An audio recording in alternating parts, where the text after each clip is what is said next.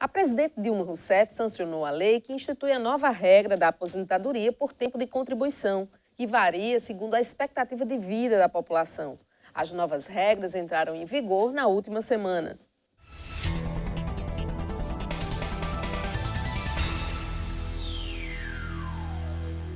Mudanças nos benefícios da Previdência, novas regras para a aposentadoria e veto da desaposentadoria. Esses foram alguns pontos discutidos mediante as medidas aprovadas no Congresso. Várias dessas medidas afetam os benefícios da Previdência Social e, consequentemente, os trabalhadores. Para falar sobre o assunto, convidamos o professor do curso de Direito da Facisa, Antônio Marcos Almeida. Professor, bom dia. Seja mais uma vez bem-vindo ao tema jurídico. Tinha um tempo que a gente não sentava para conversar. E para um assunto que tem mexido com a cabeça do brasileiro, inclusive aquele que está em plena atividade, já preocupado de que agora vou ter que trabalhar um pouquinho mais, como é que vai ficar essa situação. Então, quais as principais mudanças, professor, que vieram aí com essas alterações na legislação previdenciária? Bom dia, Carla. Bom dia a todos. Na realidade, Carlos, as mudanças que ocorreram recentemente com a aprovação da Lei 13.183, a alteração principal foi em relação ao cálculo da aposentadoria por tempo de contribuição e, por tabela, ao fator previdenciário. Ou seja, nem todas as aposentadorias sofreram alterações, né, segundo essas novas regras. No regime geral de previdência social, né, que é o regime do INSS, nós temos três possibilidades para que o trabalhador possa se aposentar. A aposentadoria por invalidez, né, que é uma aposentadoria por incapacidade total e permanente. A aposentadoria por idade, que é uma espécie de aposentadoria, em que se exige a idade para o homem de 65 anos de idade e para a mulher 60 anos de idade, trabalhadores urbanos. Rurais têm um decréscimo de 5 anos, tanto para o homem como para a mulher, e uma outra espécie de aposentadoria, essa sim que sofreu, de certa forma, alguma alteração, não nos requisitos para a concessão da aposentadoria, que é a aposentadoria por tempo de contribuição. Na aposentadoria por tempo de contribuição, o segurado do RGPS se aposenta com requisitos apenas do tempo de contribuição, independentemente da idade. Esse requisito não mudaram. O que mudou foi o cálculo do valor da renda mensal desse tipo de aposentadoria, como você bem disse, né, que foi a aposentadoria por tempo de contribuição. Para explicar, né, como seria o cálculo, e é importante para as pessoas, né, o cálculo do valor dessa aposentadoria, da renda mensal dessa aposentadoria, é necessário que se entenda, quando se fala em aposentadoria integral, com 100%, as pessoas pensam que é 100% do último salário. Não é, ou quase nunca ou ilusão, né, professor? Ou ilusão, né? Ou quase nunca é 100% do salário. O sistema de cálculo, a forma de cálculo... É isso que eu queria saber. Como é que faz esse cálculo? Ele contribuiu lá, sei lá, 30 anos. 30 anos. E ele vai somar cada um desses valores a cada ano para depois fazer uma divisão pelos 30 anos, é isso? É mais ou menos assim. Se a pessoa contribuiu, né, uma mulher, contribuiu durante 30 anos para o regime geral de previdência social, o que é que se faz? Pega-se todos os salários de contribuição, aquele salário, né, sobre o qual ela contribuiu para a Previdência, de 94 para cá, de 1994 para cá, seria, né, todo o tempo que ela tiver de 94 para cá, soma-se os 80 maiores salários de contribuição e divide pelo número de contribuições, ou seja, a média aritmética... De 84, né, professor? De 94 para cá. Pega-se o período, que a gente chama de período básico de cálculo, seria de 1994 até... Agora, se você estiver requerendo a aposentadoria agora, até 2015. Então, o que tiver de salário de contribuição nesse período, tá? Pega-se 80% dos maiores salários de contribuição, calcula-se a média aritmética simples, tá? E aí, para a aposentadoria por tempo de contribuição, dessa média ainda se multiplica pelo fator previdenciário. Certo? É simples alguém que esteja pensando em fazer a Previdência tem algum aplicativo onde você possa fazer? Você pode ir lá e pedir uma consulta para ter uma ideia desse valor? Pois não, cara. De fato, essa simulação é possível fazer, né? Se tem aplicativos aí na internet que possam fazer esse valor. Agora, só quero lembrar, isso aí eu acho importante, geralmente eu chamo a atenção, inclusive, dos meus alunos para isso aí, que as pessoas devem ter sempre, né, atualizado o seu extrato previdenciário. Porque o sistema pode fazer a simulação, mas o sistema vai fazer a simulação com os salários de contribuição que tem no sistema. E em alguns casos pode ser que aquele salário não esteja correto. Então é preciso que as pessoas, né, também tenham interesse em ver esse extrato previdenciário. E como o trabalhador pode ter acesso a esse extrato? É pelo próprio contra-cheque? Ele vai ter que acumular o contra-cheque ao longo desse tempo? De que forma? Não seria no contra-cheque. A Caixa Econômica e o Banco do Brasil têm convênio com o INSS. Quem é correntista desses bancos pode puxar, vamos dizer assim, né?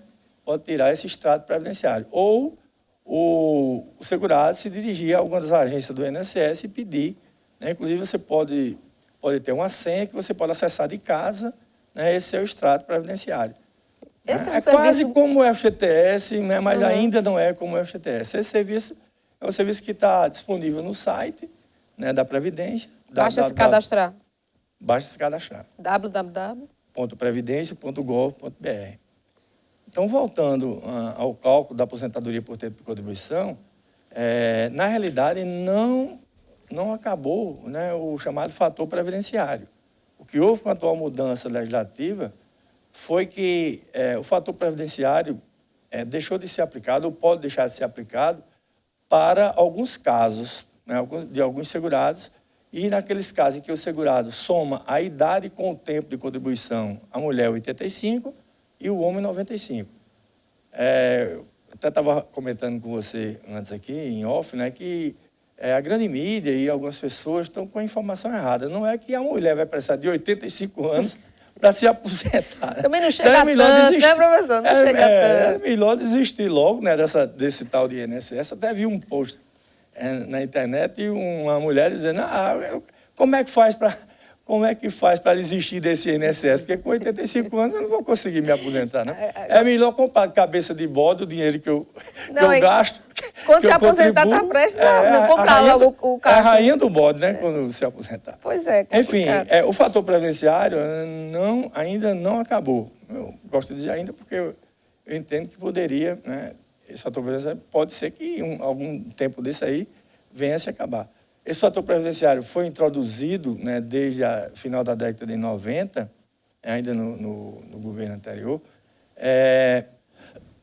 para inibir a chamada aposentadoria precoce, né? Porque na Europa, esse tipo de aposentadoria por tempo de contribuição independente da idade é quase que em poucos países, inclusive do Brasil. Poucos países têm esse tipo de aposentadoria.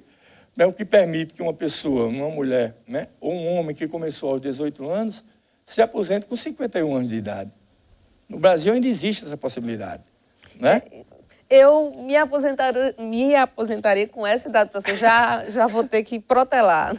Não vai dar. Eu acho. Você teria direito a se aposentar? Teria. Agora, quer se aposentar? Aí a opção é sua, né?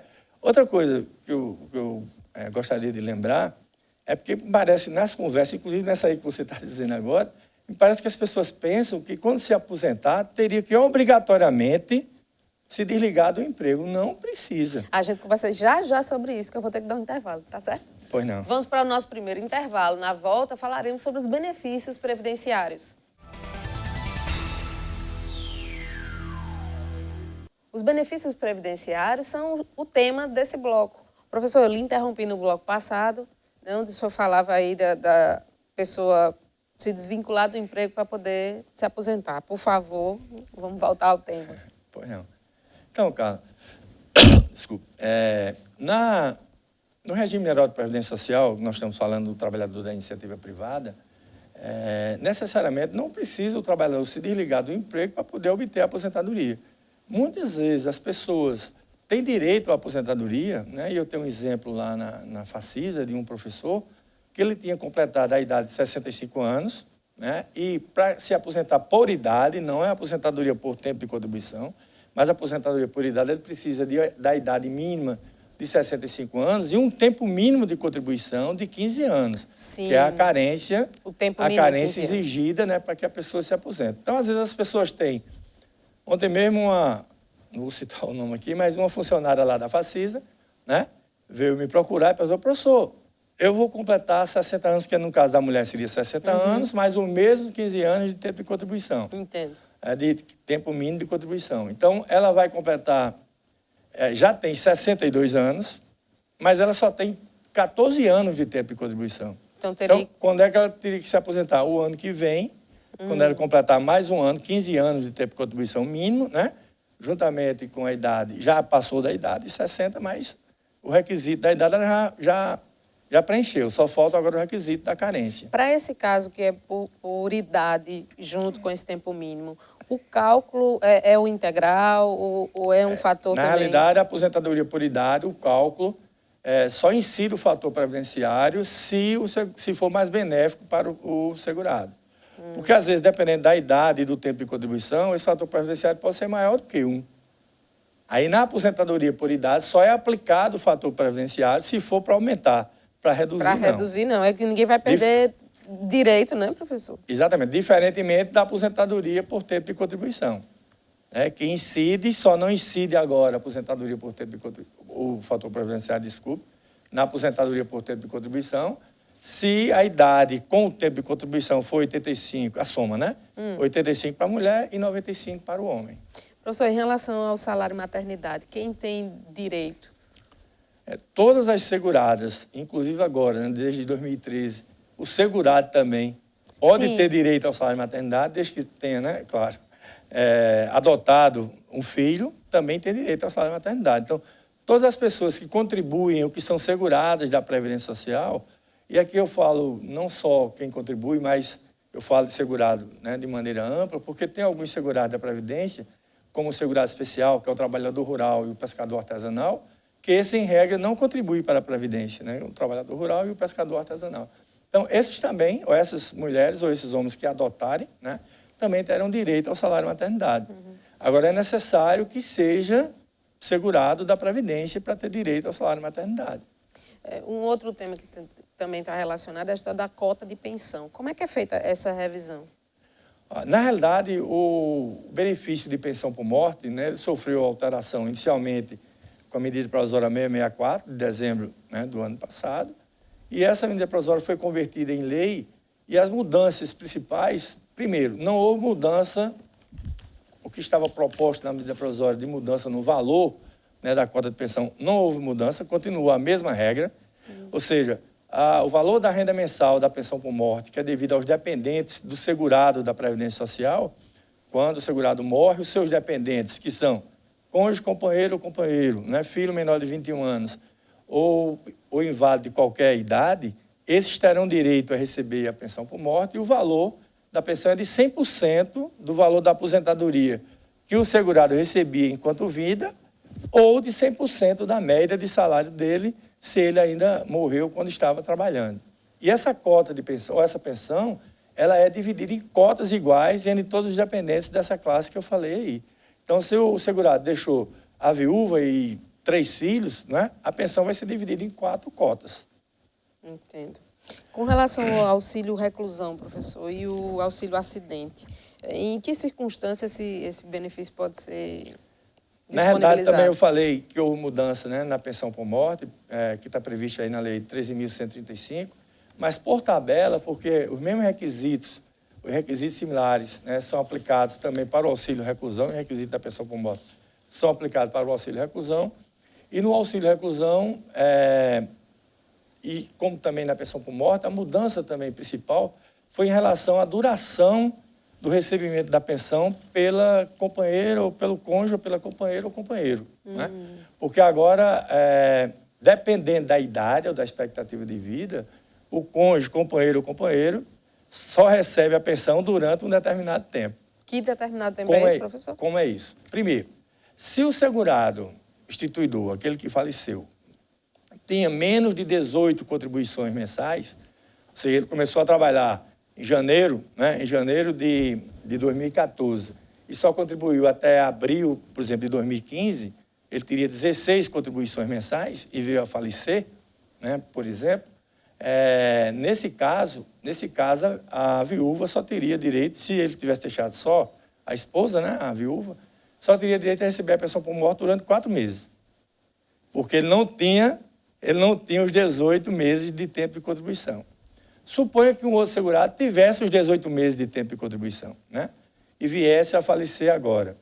E também a viúva, ou a esposa, ou a companheira, né, comprovasse que tinha mais de 2 anos de união estável de casamento. Tá? Nesse caso a viúva, né, iria receber a pensão por morte, dependendo da sua idade. Se fosse uma viuvinha nova, de 21 anos até 21 anos, só receberia a pensão por morte durante 3 anos. Se ela tiver entre 21 e 27, aí já recebe durante 6 anos. Só recebe a pensão vitalícia a viúva, né, que tenha mais de 44 anos de idade. Então, essas são as principais mudanças que houve aí na pensão por morte e no auxílio reclusão. Na verdade, o auxílio acidente, ele é um benefício previdenciário que é devido ao segurado, que depois de um acidente, ele ficou com sequelas permanentes. Quando um segurado ele sofre um acidente de trabalho, um acidente de qualquer natureza, ele, claro, evidentemente, enquanto ele está se convalescendo daquele acidente, ele recebe da Previdência um benefício chamado de auxílio doença acidentário, se for acidente de trabalho, né? E se depois da alta, né, que ele teve, dessa incapacidade temporária, ele retornou ao trabalho com alguma sequelas, né, que reduziu a sua capacidade laborativa, como, por exemplo, perda do dedo mínimo da mão esquerda, né? Ele voltou a trabalhar, ele vai continuar recebendo do INSS um benefício chamado de auxílio acidente. Cessa o auxílio doença acidentário, ele passa a receber o auxílio acidente, mesmo voltando a trabalhar. Recebe esse valor juntamente com a remuneração que ele recebe da empresa, se ele voltou a trabalhar. E essa remuneração é de 50% da média de salário desse segurado. Tá joia. Vamos para mais um intervalo. Na volta, traremos alguns exemplos para esclarecer as novas regras da aposentadoria e benefícios previdenciários. É um minuto só.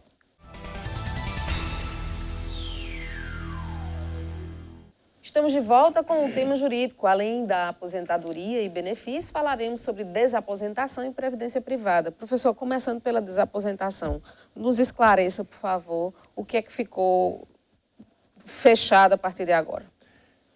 Na realidade, a desaposentação é um instituto, né, que está em discussão primeiro na via judicial e agora tem se levado na medida provisória 676, né, uma proposta do Congresso para incluir nessa nova lei que alterou a regra do cálculo da aposentadoria por tempo de contribuição, a chamada desaposentação. O que é isso?